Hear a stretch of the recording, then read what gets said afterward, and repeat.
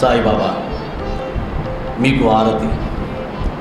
మీరు జీవులకు సౌఖ్యదాతలు. మీ దాసులు భక్తులు అయిన మాకు మీ పాదధూళిలో స్థానం ప్రసాదించారు. మనం అడగాల్సింది ఏంటంటే సద్గురుని పాదధూళిని మాత్రమే అడగాలి. మన దృష్టి ఎప్పుడు వారి పాదాల మీదే ఉండాలి. కానీ ప్రేమ ఎక్కువైనప్పుడు బాబా గారి పాదాలు ముద్దాడుతాం, ఇంకా పైకి వెళ్ళి బుగ్గల మీద ముద్దు పెట్టుకుంటాం, మొత్తం నిముడుతాం, ఇదంతా చేస్తాం. కానీ ఆ ప్రేమ తొలగిన తర్వాత మాత్రం మన దృష్టి ఎప్పుడు పాదాల మీదే ఉండాలి. ఆంజనేయ స్వామి గారికి ఉన్నట్టుగా. దానివల్ల అంటే వారిని ముద్దాడే అర్హత, కౌగిలించుకునే అర్హత మనకు ఉందో లేదో తెలుసుకోకుండానే, నిన్న చెప్పినట్టుగా నవవిధ భక్తుల్లో సఖ్యత్వ భక్తికి రాకుండానే అవన్నీ చేయొచ్చో చేయకూడదు. కాబట్టి వీలైనంత వరకు వారి పాదాల మీద మాత్రమే దృష్టి పెట్టి వారి పాదధూళి నా శిరస్సున ఉంటే చాలు అనే భావాలను పెంపొందించుకుంటే భక్తి అనేది వృద్ధి చెందుతుంది. లక్ష్మీదేవి ఎప్పుడు వారి పాదాల దగ్గరే కూర్చుంది. వారి పాదాలు పట్టుకొని పిసుకుతూ మీ పాదాలు చాలు స్వామి అంటాడు. ఆంజనేయ స్వామి ఎప్పుడు వారి పాదాలు చూస్తూ ఉంటాడు. అంటే భగవంతుడిని శ్రీమన్నారాయణ వెంకటేశ్వర స్వామి కూడా పాదాలు చూపిస్తూ ఉన్నాడు. బాబా గారు కూడా పాదాలు చూపిస్తూ ఉన్నాడు. మీ అహంకారాన్ని నా బొట్టన వేలు మీకు సమర్పించి ఎల్లప్పుడూ నా పాదాలను ధ్యానం చేయండి అని బాబా. వెంకటేశ్వర స్వామి తర్వాత మళ్ళీ పాదాలను చూపించినటువంటి దైవం ఎవరంటే సాయినాథుడు మాత్రమే. కాబట్టి భగవంతుని పాదాలకు, గురువు పాదాలకు చాలా విశిష్టత ఉంది. మన దృష్టి వారి పాదాల మీదే పెడదాం. అంతకంటే పైకి మనం వెళ్ళొద్దు. ఆయన పంపించినప్పుడు దాని అంతటికి అదే వస్తుంది. మనం వెళ్ళి ప్రయత్నం చేయొద్దు. దానివల్ల అహంకారం తలకెక్కుతుంది. జాగ్రత్తగా ఉండాలి. పాదధూళిలో స్థానం ప్రసాదించండి. మీరు కాముని దహించి వేశారు. అంటే కామాన్ని, అంటే కోరికని దహించి వేశారు. స్వస్వరూపంలో నిలిచారు. అంటే ఎవరైతే కోరికలు జయిస్తారో వారికి ఆత్మజ్ఞానం, ఆత్మసాక్షాత్కారం లభిస్తుంది అని చెప్తున్నారు.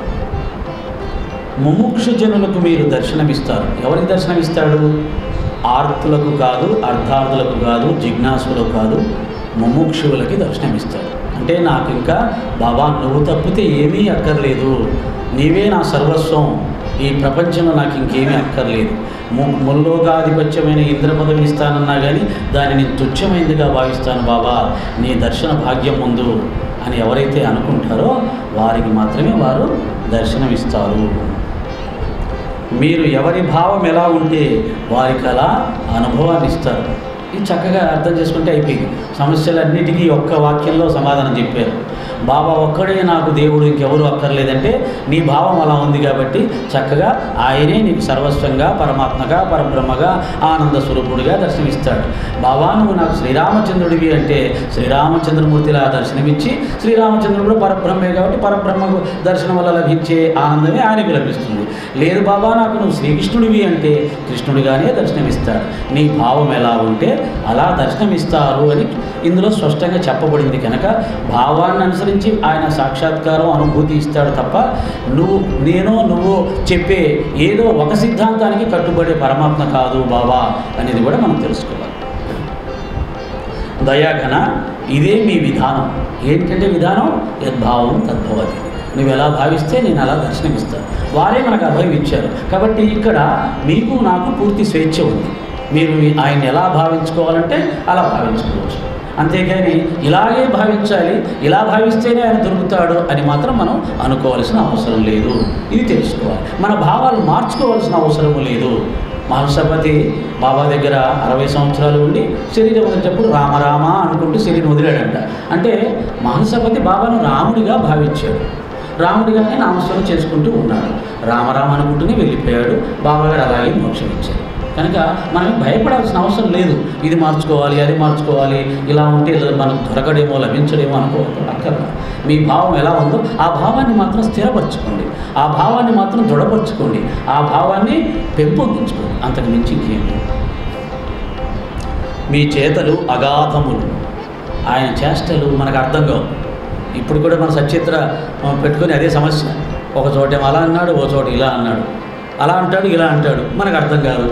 అదే ఇక్కడ చెప్తున్నాడు, మీ చేష్టలు అగాధములయ్యా, మాకు అర్థం కావు. ఓసారి అది చెప్తావు, ఓసారి ఇది చెప్తావు. ఎందుకు అలా చెప్తాడు? వారి సంస్కారాలను బట్టి వారికి ఏది సరిపోతుందో అది చెప్తాడు. అంతేగాని ఇదేమి 2 రోజులు 4 అనే లెక్క కాదు కదా. మీ మనసు ఒక రకంగా ఉంటుంది, ఆ మనసు ఒక రకంగా ఉంటుంది. కాబట్టి ఆ మనసుకు తగ్గట్టుగా చెప్తాడు. కాబట్టి 2 చోట్ల 3 చోట్ల రకరకాలుగా కనిపిస్తుంది. దీన్ని కూడా మళ్ళీ యద్భావం తద్భావం అనుకోవచ్చు. వారి సంస్కారాలను బట్టి, వారి ఇష్టాలను బట్టి వారికి ఏది ఇస్తే వారి మనసు దృఢపడుతుందో అది ఇస్తాడు. అంతేగాని అందరికీ ఒకటే అని మాత్రం చెప్పడు. అది వారి చాతుర్యం. మీరు అనాథలకు మార్గం చూపుతారు, అంటే దిక్కులేని వారికి కూడా వారు మార్గం చూపుతారు. మీరు సాక్షాత్తు ఈ కలియుగంలో అవతరించిన సగుణ బ్రహ్మము. అంటే పరబ్రహ్మానికి రూపం లేదు, ఆకారం లేదు. అది చైతన్య స్వరూపం, జ్యోతి స్వరూపం. అటువంటి ఆకారం లేని చైతన్య జ్యోతి స్వరూపం ఒక ఆకారం ధరిస్తే ఎలా ఉంటుంది అంటే అది సాయినాథుల్లా ఉంటుంది. ఇంకా ఎన్నో అవతారాలు వచ్చాయి, కానీ నేను చెప్పుకున్నట్టుగా ఆ అవతారాలకు ఏదో ఒక గుణం ఉంటుంది. కొన్ని సందర్భాల్లో ఆ సందర్భానికి అనుగుణంగా వాళ్ళు ప్రవర్తిస్తారేమో, కానీ సాయినాథుడు మాత్రం పరబ్రహ్మ లక్షణాలు ఏవైతే ఉన్నాయో ఆ లక్షణాలన్నీ కూడా వాళ్ళు సంపూర్ణంగా ఉన్నాయి.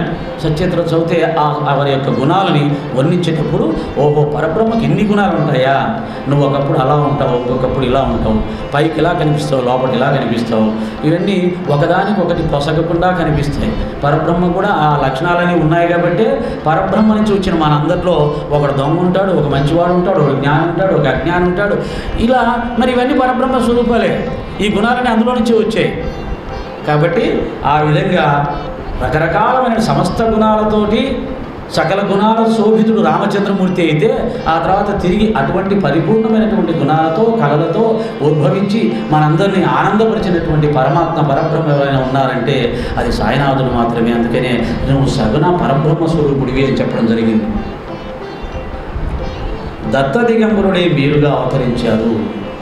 మీరు సాక్షాత్తు దత్తాత్రేయుడు. ఇవన్నీ మనం విశ్వసించాలి. వీటి మీద ఎటువంటి కామెంట్ చేయడానికి మనకు అధికారం లేదు. ఎందుకంటే ఆనాడు సాయినాథుడు ప్రత్యక్షంగా ఉన్నప్పుడు వారిని దర్శించినటువంటి భక్తులకు బాబాగారు ప్రసాదించినటువంటి అనుభవాలతో రాయబడ్డటువంటివి ఇవన్నీ కూడా. కనుక ఎవరము వాటిలో వేలు పెట్టి కామెంట్ చేయడానికి అధికారం లేదు. వాటిని యథార్థంగా స్వీకరించాల్సిందే. లేదు నీకు ఇష్టేదో ఉంటే దాని వెళ్ళు, తప్పులేదు. కానీ ఆయన దత్తుడా, ఆయన కృష్ణుడా అనే కామెంట్స్ మాత్రం చేయడానికి ఎవరికి అధికారం లేదు. ఇది మనం తెలుసుకోవాలి. ప్రతి 8వ రోజైన గురువారం భవభయాన్ని నివారించే మీ పాదాల దర్శనానికి భక్తులు నియమంగా వస్తున్నారు. గురువారం పూటనే మన బాబాగారి మందిరానికి ఎక్కువగా వస్తుంటాం కాబట్టి ఈ పదం వాడారు. మరి దీన్ని కూడా నేను విమర్శించదలుచుకున్నాను అనుకోండి. గురువారమే ఎందుకు రావాలి, ప్రతిరోజు రాకూడదా అంటే సంసారంలో ఉన్నాం కాబట్టి ప్రతిరోజు రావడానికి నాకు కుదరకపోవచ్చు. కానీ గురువారం అనేది చాలా ప్రాముఖ్యమైనటువంటి రోజని మనకు చెప్పారు కనుక గురువారమైనా వీలు చేసుకొని నీ దర్శనానికి మేము వస్తూ ఉంటాము. కాబట్టి ప్రతి గురువారం నీ దర్శనానికి వస్తున్నాం. పండుగలు పబ్బాలు ఎందుకు పెట్టారంటే సంసార సముద్రంలో పడి కొట్టుమిట్టాడుతూ ఈ యొక్క సంసార సాగరాన్ని ఈదలేనటువంటి వాళ్ళు కనీసం ఆ పర్వదినాల్లో అయినా కానీ ఆనందిస్తారు. 10 మంది కలుసుకొని ఆనందంగా వాళ్ళ మధ్యలో ఉన్నటువంటి వైషమ్యాలను పోగొట్టుకుని సంతోషంగా కలిసిమెలిసి సామరస్యాన్ని ఏర్పాటు చేసుకుంటారు. ఒక ఆనందాన్ని ఆ రోజు క్రియేట్ చేసుకుంటారు. అది పెద్దలు ఏర్పాటు చేసినట్టు. కాబట్టి గురువారం పూట నిన్ను కలుసుకుంటారు అని చెప్తూ ఉన్నారు. మీ చరణరథమే నా నిజమైన పెన్నిది. మళ్ళీ మొదట చెప్పింది చెప్తున్నారు. నాకేదంటే పెన్నిది, నాకేదంటే ఆనందం, నాకేదంటే తోడు, నాకేదంటే నాకు సహచరిగా ఉండి నన్ను నడిపించేది, నన్ను ఆనందపరిచేది ఏంటి అంటే నీ యొక్క పాదధూళి. చూడండి, భక్తిలో మనం ఎంత లోతుకు వెళ్ళాలి, గురువు దగ్గర భగవంతుడి దగ్గర మనం దేన్ని ఆశించాలి, అంత భక్తిగా ఈ హారతులు చదవడం ద్వారా మనకు భక్తి అనేది ఏ స్థాయిలో ఉండాలి, ఎంత లోతుగా వెళ్ళాలి, ఎంత తగ్గాలి అని తెలుస్తుంది. చాలామందిని మా ఊళ్ళో చూస్తుంటారు, బాబా మెడలో దండలు వేస్తే దండలు లాక్కొని పోతుంటారు భక్తి పేరుతోటి. అంటే ప్రేమ. బాబా పాదాలకు దండలు చుడితే ఆ దండలు లాక్కొని పోతుంటారు.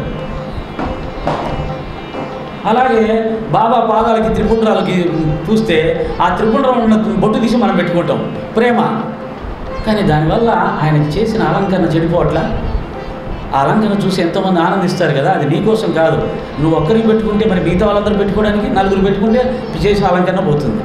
మధ్యాహ్నానికి ఆయనకి అలంకరణ లేని వాడిగా తయారు చేసి పడేస్తాం భక్తి పేరుతో. అందుకనే చెప్తున్నాం ఏంటంటే మనకు కావాల్సింది ఆయన పాద ధూళి కావాలి, కానీ ఆయన పాదాలకు అలంకరించి అన్నీ లాక్కొని పోవడం ఇవన్నీ కాదు, అది భక్తి కాదు, భయం లేని భక్తి, దానివల్ల ఏమీ లేదు. భయంతో కూడిన భక్తి వలన మాత్రమే మనకు భక్తి కానీ జ్ఞానం కానీ వస్తుంది. కానీ మీ చరణ రజమే నా నిజమైన పెన్నిది, అది చాలు.